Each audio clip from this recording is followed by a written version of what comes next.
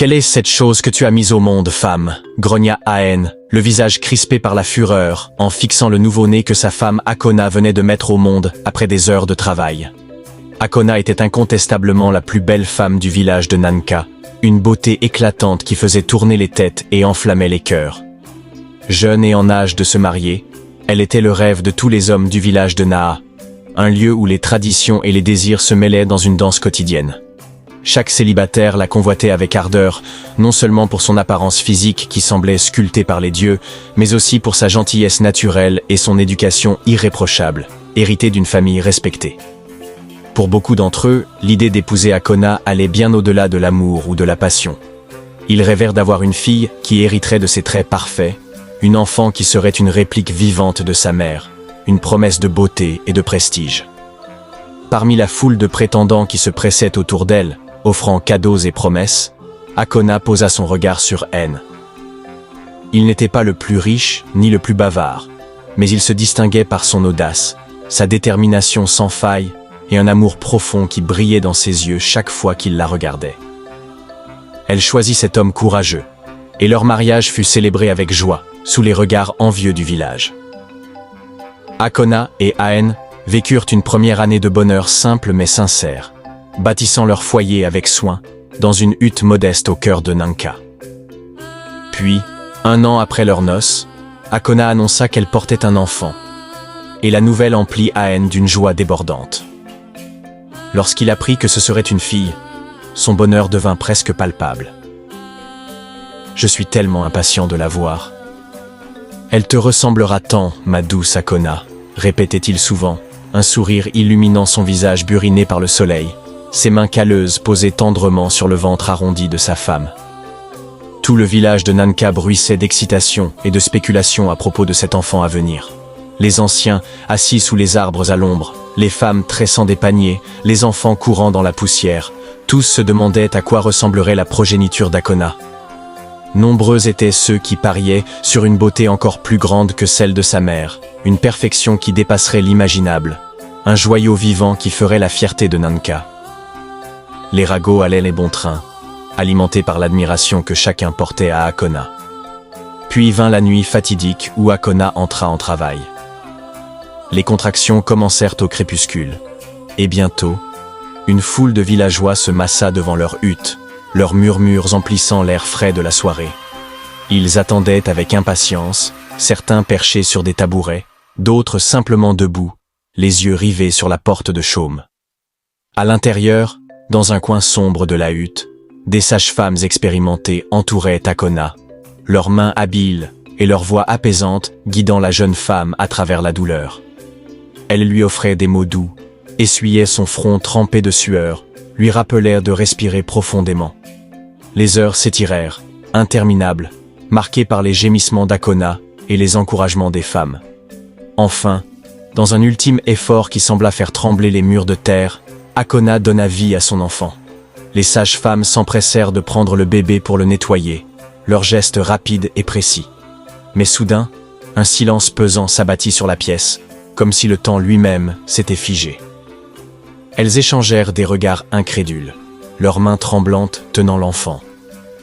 La tête du nouveau-né était démesurément grande, bien au-delà de ce que quiconque aurait pu imaginer pour un bébé. Aen, qui avait attendu dehors avec une impatience fébrile, entra en trombe, le cœur gonflé d'espoir, prêt à accueillir sa fille parfaite. Mais lorsqu'il posa les yeux sur l'enfant à la tête énorme, son sourire s'effaça, remplacé par une expression de choc et de dégoût. « Quelle est cette chose que tu as mise au monde, femme » rugit-il, sa voix résonnant dans la hutte avant qu'il ne tourne les talons et ne sorte en furie, laissant derrière lui un vide glacial. Akona, encore essoufflée et tremblante après l'accouchement, resta figée, bouleversée par l'apparence de son bébé. La taille disproportionnée de cette tête la troubla profondément. Et pendant un instant, elle hésita à tendre les bras pour le prendre. Elle se sentait perdue, presque effrayée par ce qu'elle avait créé. Mais alors, un premier cri perçant s'éleva, fragile et désespéré, brisant le silence oppressant. Ce son toucha Akona en plein cœur, balayant ses doutes comme une vague tendre. Avec précaution, elle souleva l'enfant, ses doigts effleurant cette tête si étrange, et pressa un baiser sur son front minuscule. « Iniru » murmura-t-elle, lui donnant un nom qui résonnait comme une promesse d'amour malgré tout. À mesure qu'Iniru grandissait, sa tête continuait de s'élargir, devenant une caractéristique impossible à ignorer. Cette particularité attira bientôt les moqueries incessantes des habitants de Nanka. Les enfants, cruels dans leur innocence, et les adultes, impitoyables dans leur jugement, la raillaient sans relâche. Ils l'appelaient Inkilu, la tête de Calébas, un surnom mordant qui accompagnait leurs rires et leurs gestes moqueurs chaque fois qu'elle passait près d'eux. Parmi tous ces tourmenteurs, le prince Yuka, l'héritier arrogant du village, se montrait particulièrement acharné. Lorsqu'il s'ennuyait, il envoyait ses gardes la chercher pour l'amener au palais, un bâtiment de pierre et de bois qui dominait le village. Là, il se moquait d'elle sans retenue, lui ordonnant d'empiler des objets sur sa tête démesurée, des fruits, des pierres, n'importe quoi, pendant que ses amis s'esclaffaient bruyamment à ses côtés. Ces humiliations répétées creusaient des plaies profondes dans le cœur d'Iniru. Elle passait des nuits entières à pleurer, seule dans son coin de la hutte, rêvant d'une tête normale, d'une vie où elle ne serait pas un objet de dérision. Akona, sa mère, la consolait du mieux qu'elle pouvait, essuyant ses larmes avec des mains douces et lui conseillant d'ignorer les piques acerbes des villageois et les provocations du prince. Mais Aen, son père, ne lui offrait aucun réconfort. Il la méprisait ouvertement, refusant de la regarder dans les yeux ou de la reconnaître comme sa fille, son dégoût initial transformé en une rancune tenace. Quand les moqueries devenaient insupportables, Iniru s'échappait vers la forêt qui bordait le village, un sanctuaire de verdure où les arbres s'élevaient haut et les oiseaux chantaient librement. Ce lieu devint son refuge, un havre loin des paroles blessantes et des regards cruels. Elle y passait des heures, errant parmi les fougères et les troncs noueux, émerveillée par la beauté brute de la nature qui l'entourait. Elle ramassait des plantes et des herbes, fascinée par leurs formes et leurs odeurs. Avec le temps, elle apprit à maîtriser l'art des remèdes naturels, testant les feuilles qu'elle cueillait avec une curiosité insatiable. Certaines calmaient les douleurs lancinantes, d'autres faisaient tomber la fièvre, et quelques-unes refermèrent les plaies comme par magie. Elle se mit à préparer des mixtures, des infusions et des pâtes, espérant en secret découvrir un jour une potion capable de réduire la taille de sa tête et de mettre fin à son calvaire. Un jour, lors d'une fête villageoise animée par des tambours et des éclats de rire, Iniru décida de s'y aventurer, portée par un désir timide de profiter de l'ambiance joyeuse. Mais à peine arrivée, elle attira l'attention du prince Yuka. Celui-ci, voyant une occasion de s'amuser, grimpa sur une estrade au centre de la place et lança d'une voix forte. « Mes amis, organisons un défi. Qui peut empiler le plus de pommes sur sa tête? Il n'y a qu'Inkilu, la tête de Calébas, pour remporter la victoire. » La foule éclata de rire, un grondement moqueur qui fit trembler la jeune fille. Humiliée, elle tenta de relever le défi, plaçant une pomme, puis une autre, sur sa tête. Mais lorsque la troisième vacilla et tomba dans la poussière, le prince s'écria avec un rictus triomphant. Même avec cette tête géante, elle ne peut pas en tenir plus de deux. Les larmes jaillirent des yeux d'Iniru, brûlantes sur ses joues. Elle ramassa les pommes éparpillées et s'enfuit en courant, ignorant les rires qui résonnaient derrière elle, jusqu'à trouver refuge dans la forêt. Là, épuisée et le cœur lourd, elle s'assit près d'un grand arbre, ses sanglots résonnant doucement parmi les branches. Soudain, un gémissement faible attira son attention. À quelques pas, un homme gisait sur le sol, le corps couvert de sang et de bleu, visiblement blessé. Malgré la peur qui lui serrait la gorge, sa bonté instinctive prit le dessus. Elle s'agenouilla près de lui et demanda d'une voix tremblante « Ça va ?» « Des voleurs m'ont attaqué » souffla-t-il, sa voix rauque et faible. « Ils ont tout pris et m'ont laissé ici. » Sans hésiter davantage, Iniru se leva, cueillit des feuilles dans les buissons voisins et les écrasa entre ses mains pour en faire une pâte épaisse. Elle l'appliqua délicatement sur les plaies de l'homme, et bientôt, le sang cessa de couler. Il ouvrit les yeux, stupéfait, et murmura « La douleur disparaît. Tu es une guérisseuse ?» Elle esquissa un sourire timide. « Je connais un peu les plantes. Je m'appelle Inkilu. »« Moi, c'est Shiki, » répondit-il, encore faible mais reconnaissant. « Tu m'as sauvé la vie. » Avec précaution, elle l'aida à se relever et le guida jusqu'au village, soutenant son corps chancelant. Mais à leur arrivée devant la hutte familiale, Aen surgit, le visage rouge de colère. « Espèce d'inutile! Tu ramènes des étrangers ici avec ta tête de calebasse » tonna-t-il, les poings serrés. Akona s'interposa rapidement, posant une main apaisante sur son bras. Elle l'aide, Aen. Il était blessé. À contre-cœur, Aen céda, mais il relégua Shiki à la grange pour une semaine, refusant de l'accueillir sous son toit. Iniru passa les jours suivants à soigner Shiki avec des herbes, appliquant des remèdes sur ses blessures. Peu à peu, il guérit, bien qu'une cicatrice profonde marqua désormais son visage. Au fil de ces moments partagés, une amitié naquit entre eux. Shiki devint la seule personne à voir au-delà de l'apparence d'Iniru, à reconnaître la beauté de son cœur. Les villageois, cependant, ne tardèrent pas à railler ce lien inattendu, lançant des colibets sur « tête de calebasse » et « visage balafré », comme ils surnommaient Shiki, qui gagnait sa vie en gardant des cochons.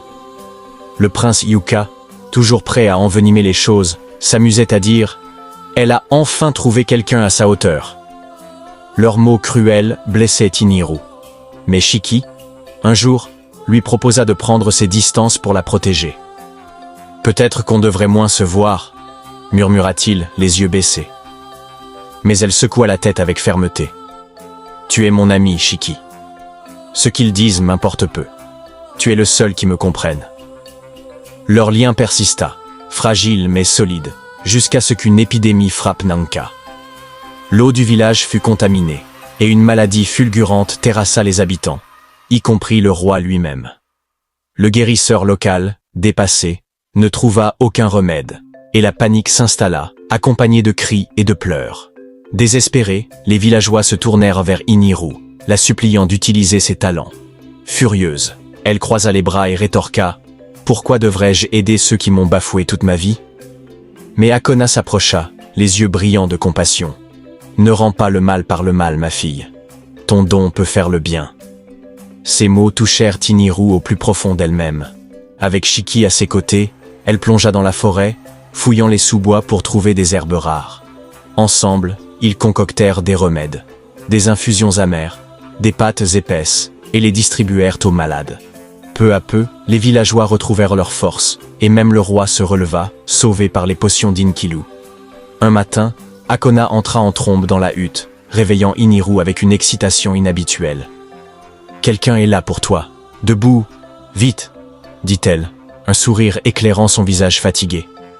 Perplexe, Iniru se leva et sortit, encore ensommeillé. Dehors, une foule de villageois s'était rassemblée devant leur hutte, portant des cadeaux inattendus, des paniers de nourriture, des étoffes colorées, des bijoux artisanaux.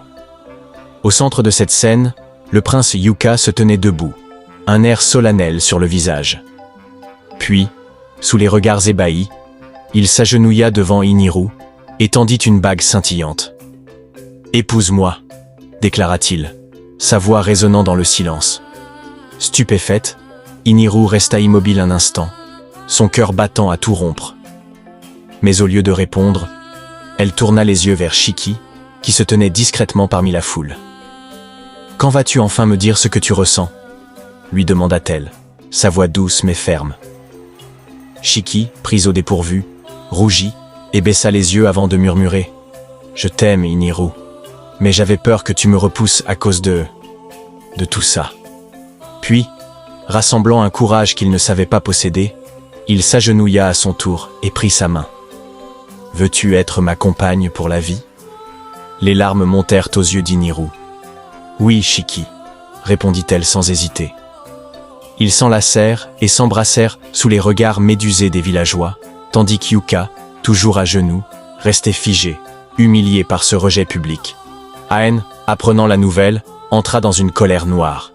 « Tu oses repousser un prince pour un gardien de cochon ?» hurla-t-il, mais Iniru tint bon, inébranlable. Peu après, une nouvelle maladie frappa le village, plus violente encore que la précédente. Iniru, encore blessé par des années de mépris, refusa d'abord d'aider. « Qu'ils souffrent, après tout ce qu'ils m'ont fait », lança-t-elle avec amertume. Mais Akona s'assit près d'elle, posant une main sur son épaule. « Ma fille, ton cœur est plus grand que leur cruauté. Utilise tes dons pour guérir, pas pour punir. » Ces paroles la firent fléchir. Avec Shiki, elle retourna dans la forêt, travaillant sans relâche pour préparer des potions. Ces remèdes sauvèrent une fois de plus le village, y compris le roi, et sa réputation grandit malgré elle. Mais le prince Yuka, rongé par la jalousie, ne pouvait supporter cet affront. Il fit arrêter Shiki, l'accusant sans preuve d'être un traître au royaume. Iniru, caché près du palais, surprit une conversation terrifiante. Yuka complotait pour empoisonner Shiki, incapable d'accepter qu'elle l'ait choisi lui. Déterminée à le sauver, elle feignit d'accepter la proposition d'Yuka en mariage, gagnant ainsi un accès aux prisonniers. Dans sa cellule, elle tendit à Shiki un breuvage qu'elle avait préparé en secret, un mélange risqué qui simulerait la mort pendant un jour entier. « Fais-moi confiance », murmura-t-elle. Shiki, sans poser de questions, but la potion et s'effondra, inerte. Les gardes, le croyant mort, jetèrent son corps dans la forêt, où Iniru, tapi dans l'ombre, le ranima avec un antidote. Ensemble, ils retournèrent au village pour confronter Yuka. Lors de cette confrontation tendue, un garde remarqua une marque sur le cou de Shiki, un sceau royal qu'il reconnut immédiatement. Avant qu'Yuka ne puisse réagir, l'empereur en personne fit irruption dans le village, alerté par des rumeurs. En voyant Shiki, il s'écria, les larmes aux yeux, « Mon fils, tu es vivant !» Il serra Shiki dans ses bras, expliquant que son fils, héritier de l'Empire, avait disparu après une attaque de bandits, présumé mort. Puis il se tourna vers Iniru, la prenant dans ses bras à son tour. « Merci, ma fille, d'avoir sauvé mon enfant. » La vérité éclata alors au grand jour. Yuka avait tenté d'éliminer Shiki par pure jalousie, et sa perfidie fut exposée devant tous. L'empereur promit de le punir sévèrement, destituant sa famille de leur pouvoir. Shiki et Iniru, désormais libres, célébrèrent un mariage somptueux, entouré de villageois autrefois moqueurs, désormais émerveillés. Leur union devint une légende, une preuve éclatante que la bonté et le courage triomphent toujours de la haine et de l'envie.